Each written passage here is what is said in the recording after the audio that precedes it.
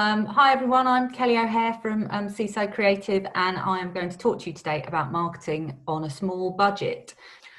So marketing on a small budget, I've called it that because this is aimed at both businesses and charities.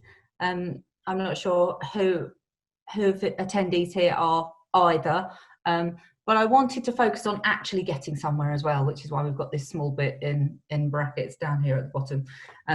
Because there's no point doing any marketing if you're not going to get somewhere with it.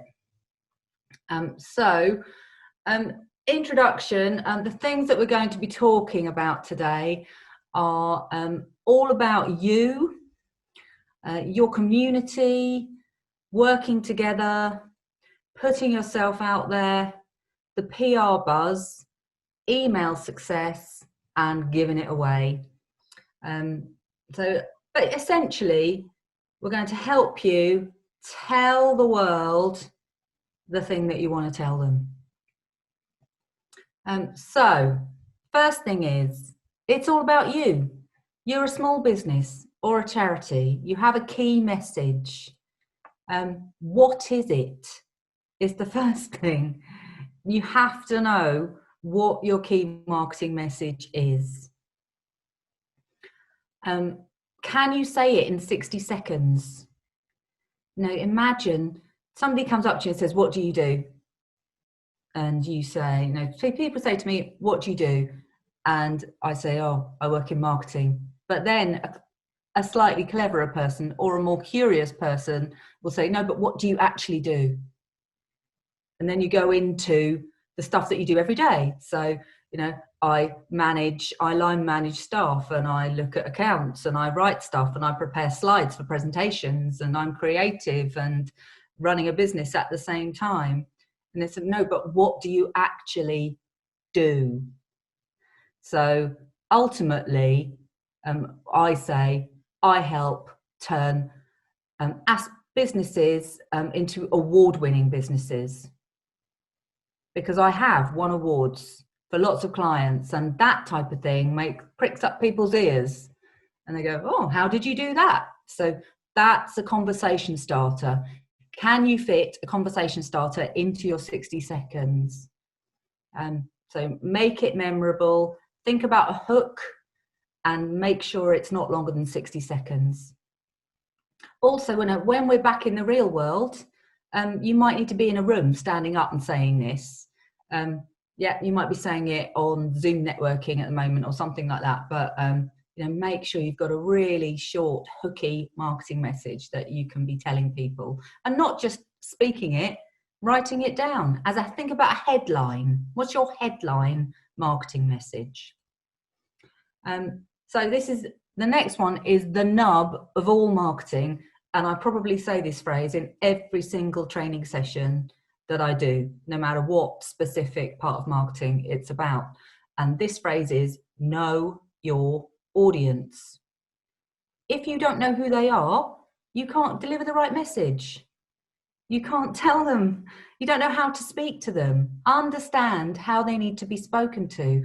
Understand who they are, really. It's absolutely key. Know your audience.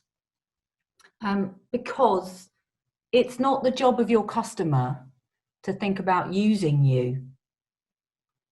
You shouldn't just be sitting there with your arms folded thinking, well, no one's emailed me today, or no one's walked through my door. No, it is your job to remind them that you are there. And that is your why. That's why you need to do the marketing, because it is your job to remind your customers that you are there, because you can be guaranteed your competitors are doing that. So your community.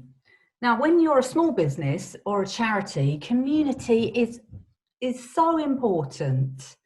Now, if you don't have the support around you, if you don't have loads of staff, or you're working, loads of people are working on their own at the moment at home, whether they're part of a big company or not. We need community around us, whether it's virtual or physical. We need them to make us feel that we're accountable for our actions. It's not all about support. You need that your business community, essentially that's your line manager, is tapping you on the shoulder going, have you done this? But if you're running your own business and it's just you, can you build a community of like-minded business people? Personally, I've done a lot of peer mentoring training, and I know that my local chamber runs fantastic peer mentoring courses. So if you can find one of those, or find, there's lots of business people out there that offer free mentoring, something like that. Is there someone that can tap you on the shoulder and say, you said you were going to do this, have you done it?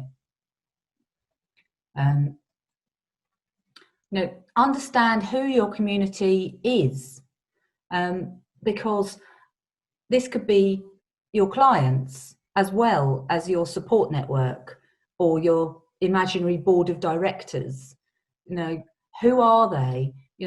What do they do, and where are they? Because especially for a charity, you could have more than one community. You could have your local business community that you go to, that's where a corporate fundraiser would focus their time, or you could have your actual geographical local community, where you're based. You drop the pebble in, you've got the first ripple, that's your local community. The second ripple might be your county community, depending on how large a charity you are. So, understand the whereabouts your community is, because that can really focus your messaging as well, especially with things like hashtags.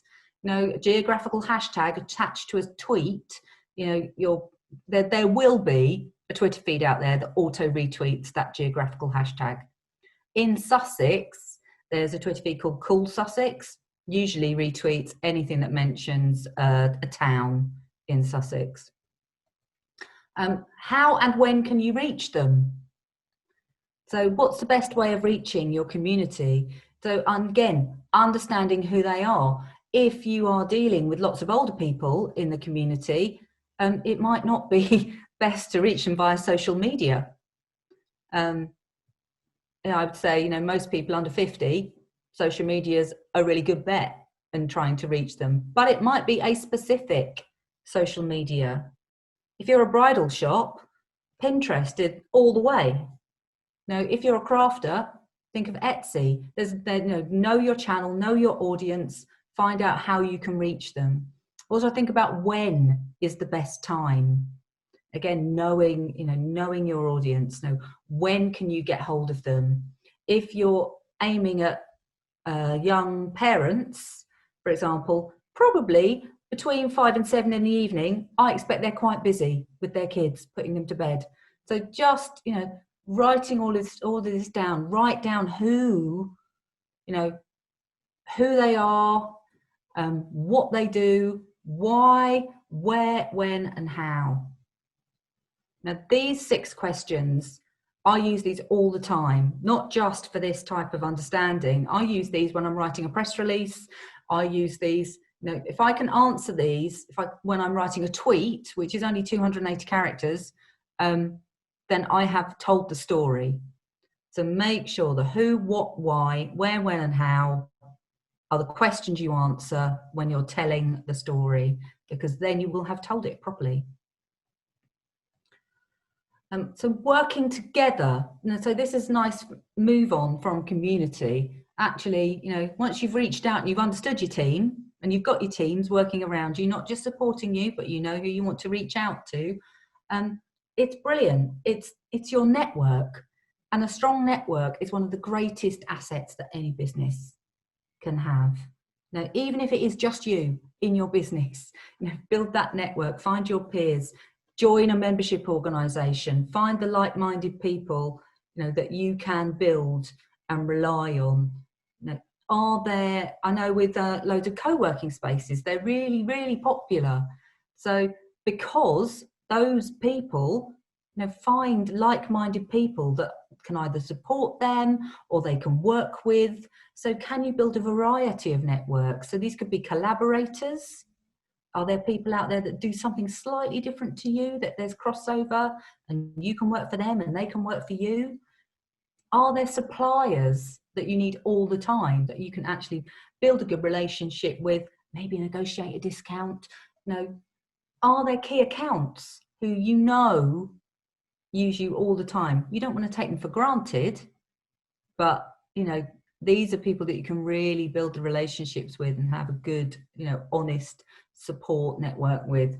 You know, and again, I focus on membership organizations, because for small businesses and charities, actually the local membership organizations are fantastic.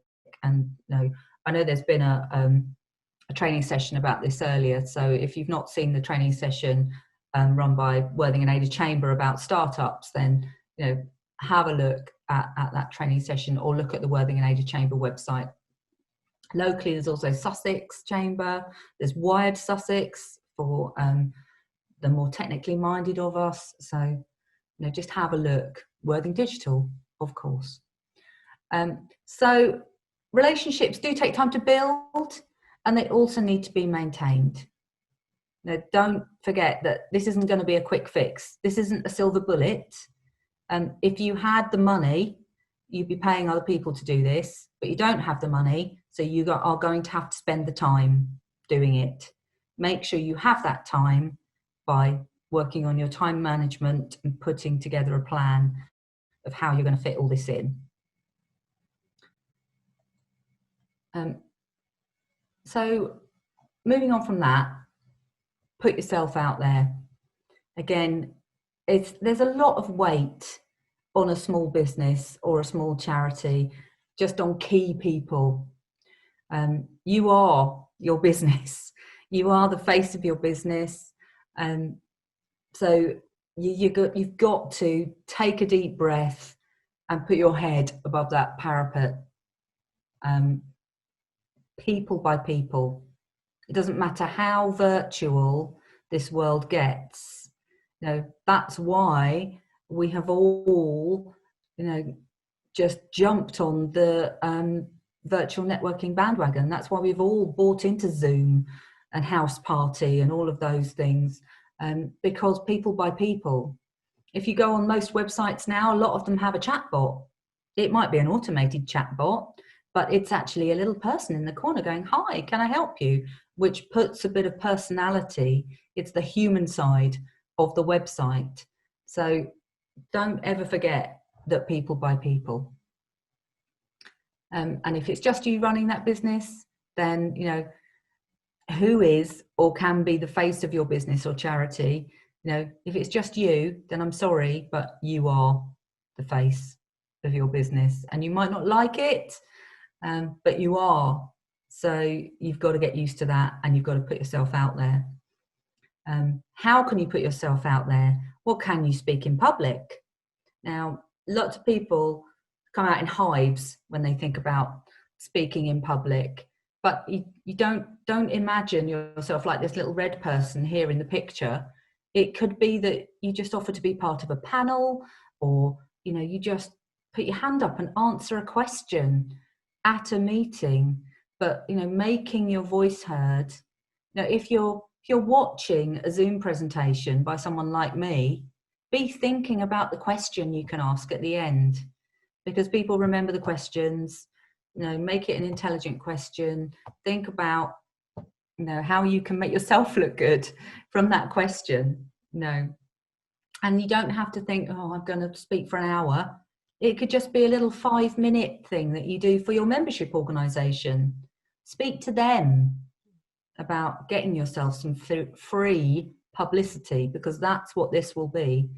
And also, if you're going to that meeting anyway, then you're not giving up any extra time. So, you know, make the most of that time, because I know, as a small business owner myself, that, you know, time is, I'm really time poor, and aren't we all? So, you know, let's make the most of it. The reason, and one of the benefits of this, is that it really boosts your credibility, and it makes you an authority in your field. You know, there's no harm in doing a bit of research. If you're not the actual speaker, do some research on the subject. And if they don't bring up the thing you wanted to speak about, you may ask them about it at the end, because it shows that you're really knowledgeable. So you can become really credible by putting yourself out there. And the more you do it, the better you will be. When I started my business, I didn't mind putting my hand up. I've never been afraid to ask questions, but I really don't know how I would have felt about doing 2 presentations in 1 week. But I've done that this week. So it's the more you do it, the better you will be, and you'll be much more comfortable with your own voice and in your own skin when you're presenting. So moving on to PR. Now, PR has changed a lot. I did a degree in PR back in the Middle Ages, and it's so different now.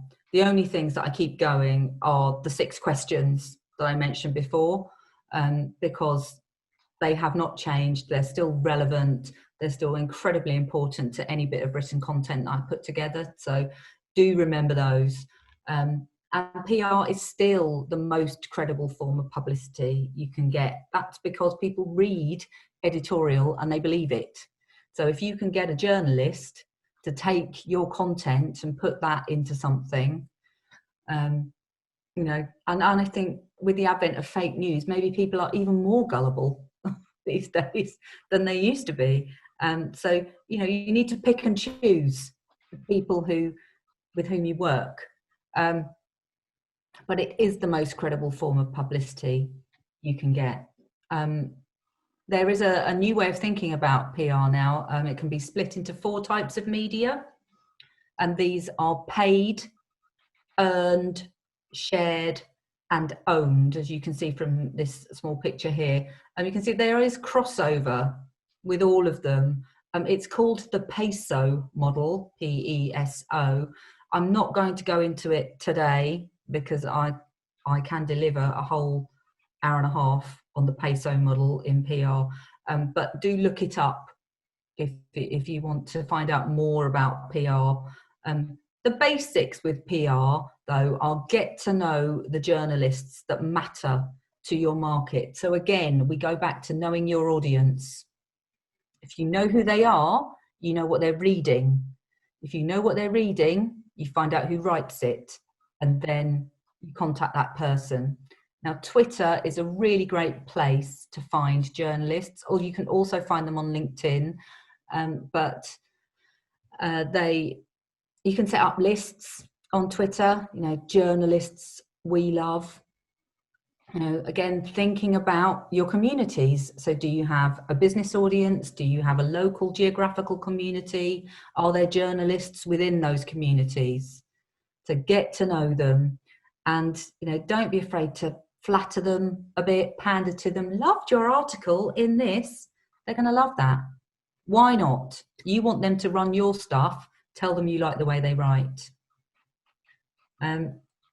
Make sure that they have everything they need.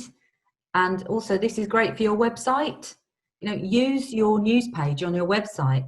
Make sure that there are, PNG files that they can download from their website. If they're a digital journalist, make sure that, they can just go straight to your news page and find the whole story, or that you have a hidden page that you can send them the link to, because it's exclusive content. Give them an exclusive, they will like that even more. Journalists are inherently lazy. They want everything on a plate. And that's because it is there for them today. There are investigative journalists out there that, dig deep for a big story, but as a small business and a charity, unless they're investigating you, which you don't want, just make sure you're giving them the nice top level, success stories, and get to know them. So don't use PR as much as you can. It's a free way to get really credible publicity. The good thing about magazines now, in the digital age of publishing, is that PR is now much more instant than it used to be. When I started, I was working with magazines 2 months, 6 months in advance. Now you can be on a website read by thousands of people, within hours. So, make sure that you can get that out there too. One of the great ways to do this is to use referrals, testimonials, and case studies. So again, know your audience. I know I'm going to say this at least another 10 times, because if you know them, you can ask them for a referral, you can get them to write you testimonials, and you can talk about their success stories. Now, if you're selling products and services, if you can say, our client saved, £15,000 by using our product, and this is how, and I'm amazed, says client. And when you're writing all of those, you are using the who, what, why, where, when, and how questions to make sure that you get all of that information in there.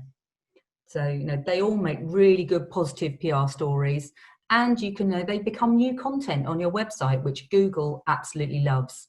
So it's a win-win-win-win-win situation. Just get out there and get that information in for you, and also make you feel great. Another way you can use and be really successful is to use your emails. You can, are you collecting or making the most of your emails? Now, I can't see you all, but hands up who collects the emails of every single client that they work with and asks if they can add it to their site. No, not everybody does. Are you making the most of your email addresses? So you need to collect them and build that list. And the main reason, is because in business or as a charity, you're there to sell something. As a charity, you're there to sell the good things that you do, but you need money to fund that. So you need to ask people to support you. If you're a business, you're selling a product or a service. So, you want to make money as well. And with a good email campaign can improve your online sales by 40%. So if you're not using email, then you should be. Just make sure that anything you can communicate is something that, your audience that you really know by now will look forward to receiving. There is loads more I could go into about email marketing. I actually did an hour's presentation about email marketing yesterday, and there's a whole funnel you can drive people through. But ultimately, if you're going to do one thing in email marketing, put together a newsletter, make sure it's helpful, and make sure it has links, actual links that work, that drive people back to specific places where they can either buy a service, find out more, that are going to have a positive effect for you. So just make sure that, it's something they would look forward to receiving. A hard sell email won't work. Another thing that you are going to have to do in a newsletter is give some information away, because you're being helpful. So there's no harm in giving a little tip or information away, just like I'm doing today. Give away your knowledge. You can do that for free as well.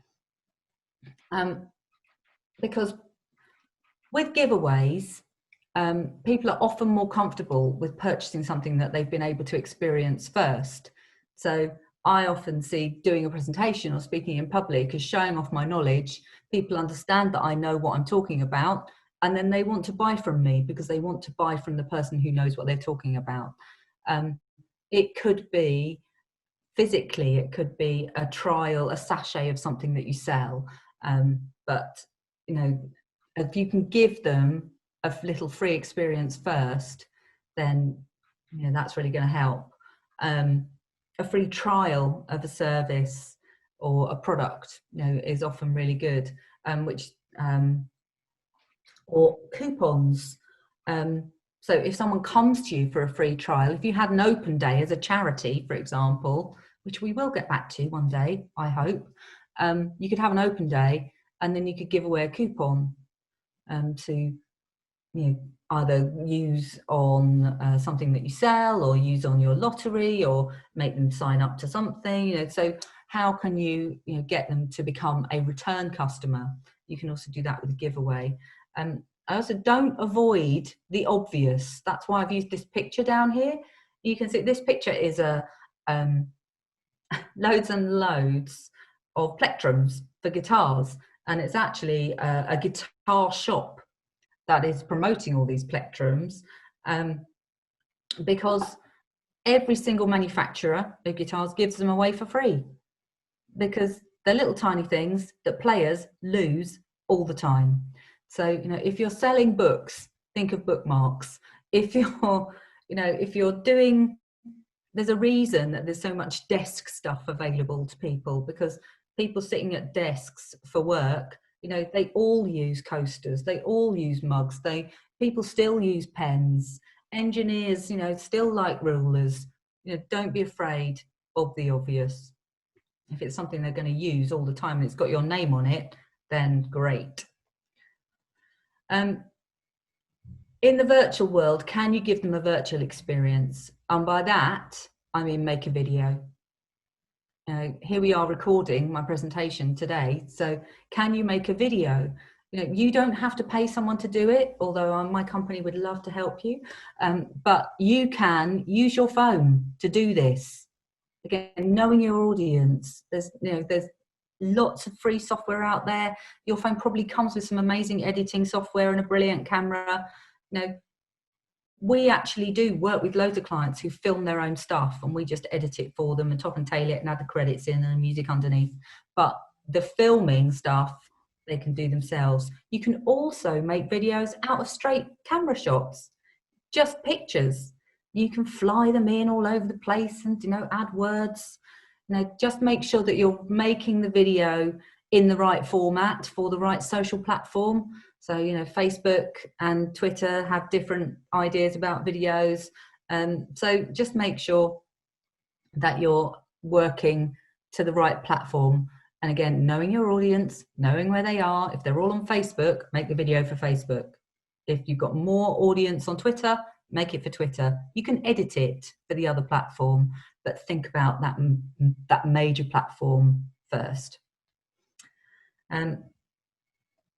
So that's your giveaways. I've been loads quicker today, only half an hour. So summary. There's loads of free tools out there to help small businesses and charities. Now, look up the free stuff. There's, you know, free metrics. Facebook has a thing called Blueprint.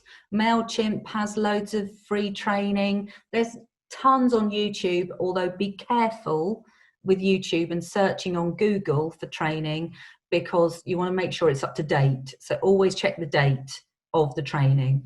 LinkedIn does, you have to pay LinkedIn for quite a lot of their training, but quite often they'll offer you some free stuff or a free trial. You know, so just look for the free stuff that you can be using. And again, your membership organizations, like today, is free. You know, there's lots and lots of free stuff out there. Don't be a busy fool. Have a plan. No, and it doesn't have to be plan A. Or, you know, as a small business and a charity, there's loads going on. You are going to evolve. So plan A might become plan B, which ends up being plan C. Don't be afraid to change your plan. It doesn't have to be set in stone. Just make sure that you have one. It's much easier to change a plan once it's written than to write a whole new plan. Don't try and do everything at once. No, I've gone through 7 different types of things that you can do today. They all take time, and your time is precious. So think about what's going to benefit you the most. I always say to people with social media, there's, you know, 100 different social platforms out there, if not more than that. Pick 2 or 3 and do them well, because if you try and do more than that, you are just going to, you know, lose it completely and waste loads of time, so surfing through social media platforms when you could actually be making money doing your actual job. know when your time is too valuable to do this. So ultimately, if you get your marketing right, you know, your time, you might be too busy doing your actual job to do this marketing. Where's the fine line? So, you know, don't get too wrapped up.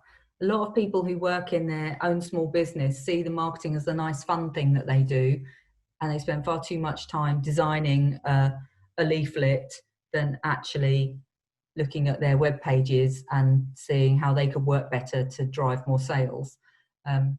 Know when your time is too valuable. And use the metrics to understand what is working for you, and more importantly, what isn't working. Now, I'm not saying you have to become a Google Analytics guru, but actually understanding a little bit of your Google Analytics is worthwhile. Look at the free stuff that you can get on Facebook and Twitter. They all do really good insights into things, and you can see actually Facebook will show you which of your posts has been the most engaging, and so you can see actually that one really worked. Let's do more of that. You know, and know, you know, what is a waste of time. If something took ages for you to prepare and it wasn't very engaging, don't do it again or change it. So understand what's working and what isn't working, and don't be afraid to ask for help. You know, whether it's, you know, from, you know, outsourcing something, even just temporarily. I can't cope. It's Christmas. I'm going to be selling 100% more stuff in the run up to Christmas. Let's all hope we do that. Get help in, and know when you're going to need to get the help in. You know, or you could just be asking for help from your community, like we talked about at the start.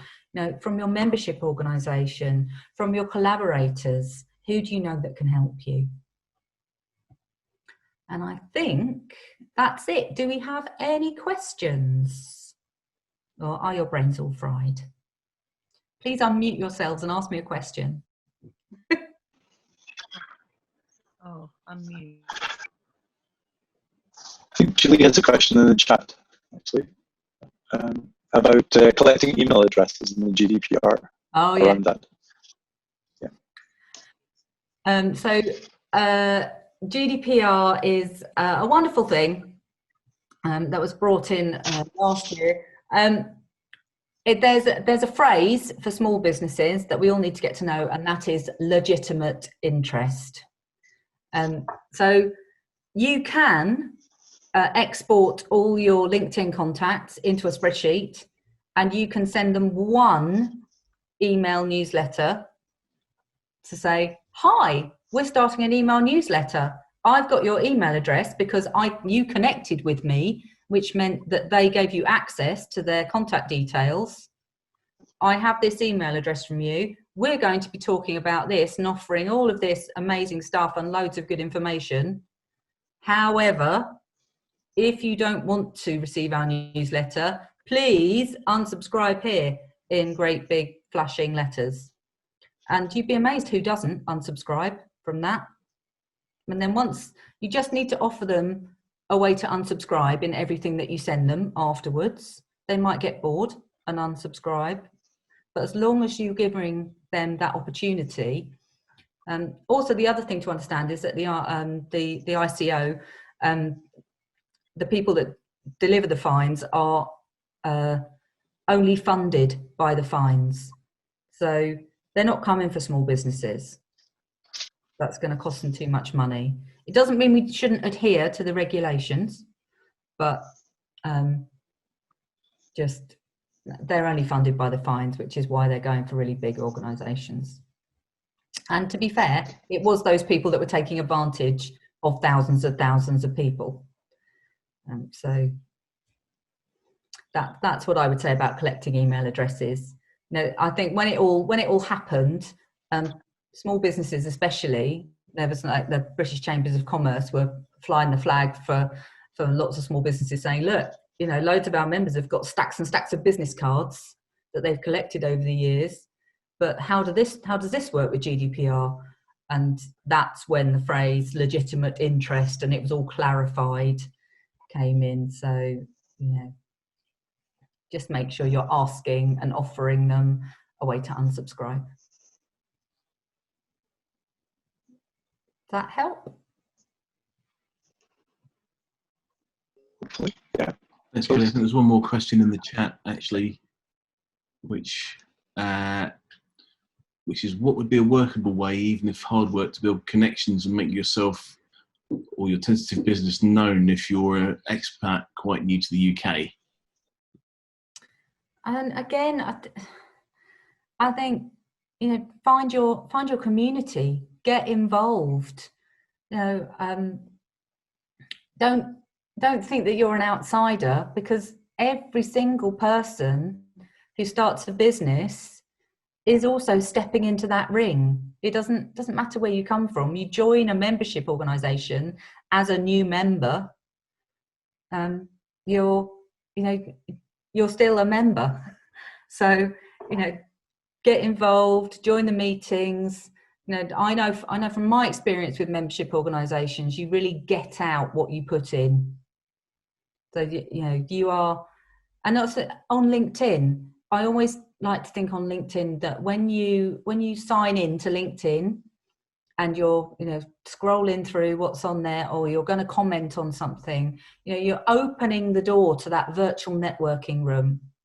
So, you know, before you write a post on LinkedIn, you open that door, you step through the door. What would you say to people?